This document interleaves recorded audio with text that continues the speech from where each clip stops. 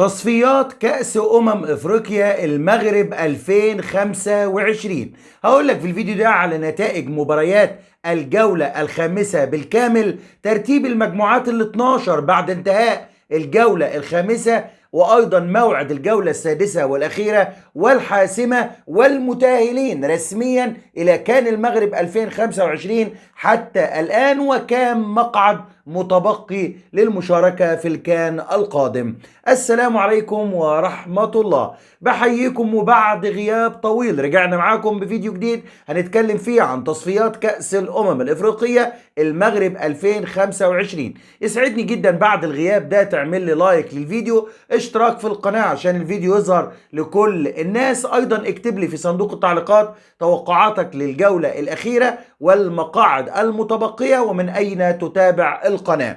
بالنسبة للتصفيات لكأس الأفريقية خلينا نبتدي من المجموعة رقم 12 والأخيرة اللي بتضم السنغال وبوركينا فاسو ومالاوي وبوروندي. لعبنا في الجولة الخامسة مباراتين، السنغال بتفوز على بوركينا فاسو 1 مقابل لا شيء، وبوروندي بتتعادل مع مالاوي 0 مقابل 0. ليصبح ترتيب المجموعة رقم 12 السنغال في الصدارة 13 نقطة، بوركينا فاسو في المركز الثاني 10 نقاط، بوروندي في المركز الثالث 4 نقاط، مالاوي في المركز الأخير نقطة واحدة. الجولة السادسة والأخيرة هتكون يوم الثلاثاء 19 نوفمبر. عندنا مباراتين، السنغال ضد بوروندي 9 مساء، ويسبقها يوم الاثنين 18 نوفمبر مالاوي ضد بوركينا فاسو. بالنسبة للمجموعة رقم 11 اللي بتضم أوغندا وجنوب أفريقيا والكونغو وجنوب السودان، لعبنا مباراتين في الجولة الخامسة. جنوب أفريقيا قدرت تفوز على أوغندا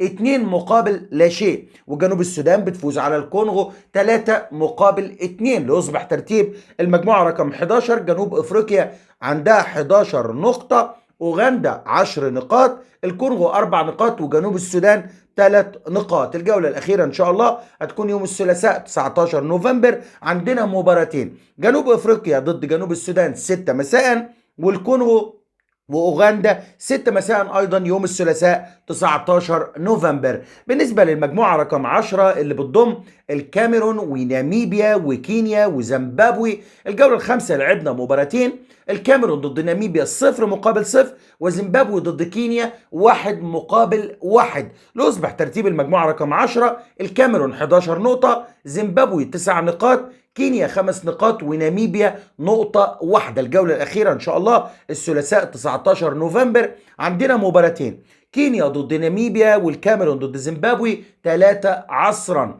المجموعة رقم 9 اللي بتضم مالي وموزمبيق وغينيا بيساو والسواتيني، لعبنا في الجولة الخامسة مباراتين، مالي بتفوز على موزمبيق 1-0، والسواتيني بتتعادل مع غينيا بيساو 1 مقابل 1. ليصبح ترتيب المجموعة رقم 9 مالي 11 نقطة، موزمبيق 8 نقاط، غينيا بيساو 5 نقاط، السواتيني نقطتين. عندنا في الجولة الأخيرة يوم الثلاثاء إن شاء الله الجولة رقم 6 عندنا مباراتين في المجموعة 9، غينيا بيساو ضد موزمبيق 6 مساء، وفي نفس التوقيت مالي والسواتيني 6 مساء.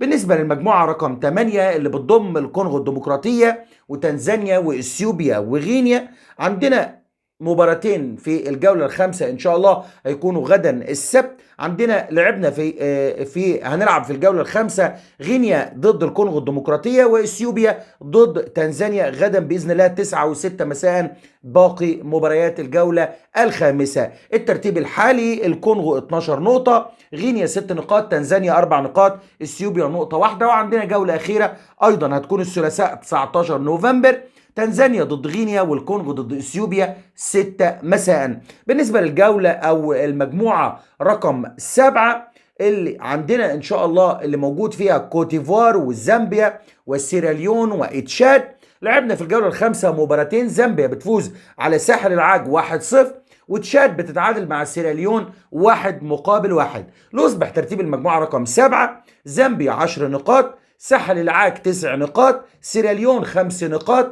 وتشاد 3 نقاط. الجولة الأخيرة الثلاثاء 19 نوفمبر، سيراليون وزامبيا 6 مساء، وساحل العاج وتشاد أيضا 6 مساء. المجموعة رقم 6 اللي بتضم غانا وأنجولا والسودان والنيجر. لعبنا في الجولة الخامسة مباراة النيجر والسودان، والهزيمة المفاجئة لمنتخب السودان صقور الجديان 4 مقابل لا شيء لصالح النيجر.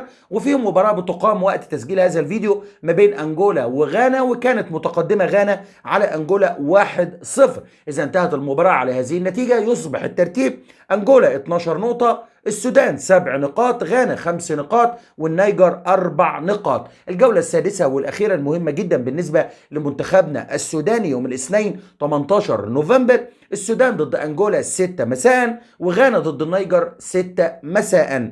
المجموعة رقم 5 اللي بتضم الجزائر وغينيا الاستوائية وتوجو وليبيريا. لعبنا مباراتين، الجزائر بتتعادل مع غينيا الاستوائية بدون أهداف، ومنتخب ليبيريا بيفوز على توجو 1-0 ليصبح الترتيب: الجزائر في الصدارة 13 نقطة، غينيا الاستوائية 8 نقاط، ليبيريا 4 نقاط، وتوجو نقطتين. والجولة الأخيرة إن شاء الله يوم الأحد 17 نوفمبر، توجو ضد غينيا الاستوائية 6 مساء، والجزائر ضد ليبيريا 6 مساء. بالنسبة للمجموعة الرابعة اللي بتضم نيجيريا وليبيا وبنين ورواندا، بنين بتتعادل مع نيجيريا في الجولة الخامسة 1 مقابل 1، وليبيا بتفوز على رواندا 1 مقابل لا شيء ليصبح الترتيب: نيجيريا 8 نقاط، بنين 7 نقاط، رواندا 5 نقاط، وليبيا 4 نقاط. الجولة الأخيرة الاثنين 18 نوفمبر، ليبيا ضد بنين 6 مساء، ونيجيريا ضد رواندا 6 مساء.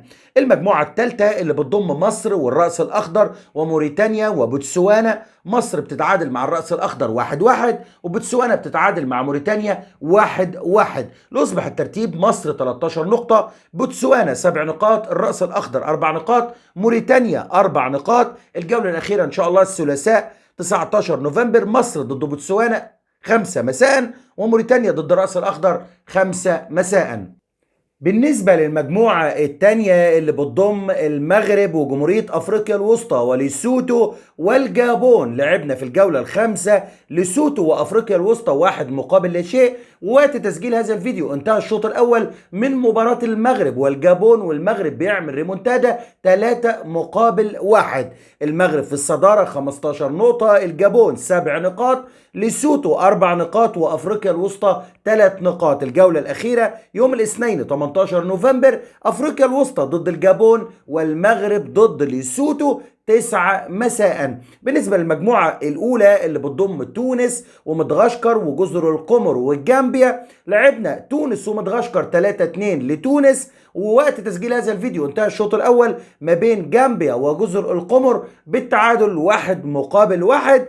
تونس 10 نقاط، جزر القمر 7 نقاط، جامبيا 6 نقاط، مدغشقر نقطتين. لو انتهت مباراة جامبيا وجزر القمر بالتعادل الإيجابي 1 مقابل 1. الجولة الأخيرة يوم الاثنين 18 نوفمبر، جزر القمر ضد مدغشقر، وتونس ضد جامبيا. بالنسبة للمتأهلين رسميا حتى الآن إلى كأس الأمم الأفريقية المغرب 2025، عندنا 18 منتخب: المغرب وبوركينا فاسو والكاميرون والجزائر والكونغو الديمقراطية والسنغال ومصر وأنجولا وغينيا الاستوائية وكوتيفوار وتونس وجنوب أفريقيا وأوغندا والجابون ونيجيريا ومالي وزيمبابوي وزامبيا. متبقي 6 مقاعد فقط عشان نتعرف على 24 منتخب اللي هيلعبوا الكان القادم بالمغرب بإذن الله. من فضلكم في آخر الفيديو اعملوا لنا لايك للفيديو، والسلام عليكم ورحمة الله وبركاته.